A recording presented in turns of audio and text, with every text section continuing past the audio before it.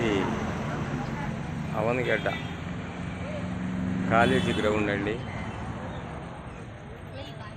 ఇప్పటి నుంచి సాయంత్రం 8 గంటల వరకు కూడా జనాలు పార్కులో నిండిపోతారండి. వాకింగ్ చేస్తూ ఉంటారు. మనిషికి ఆరోగ్యం తప్ప మిగతాదంతా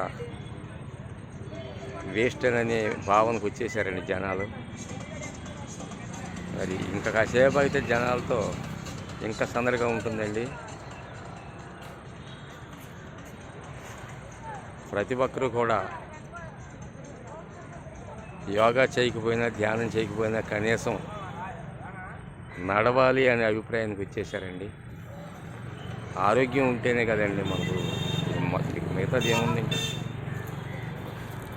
చూసారు ఇప్పుడే జనాలు వస్తున్నారు.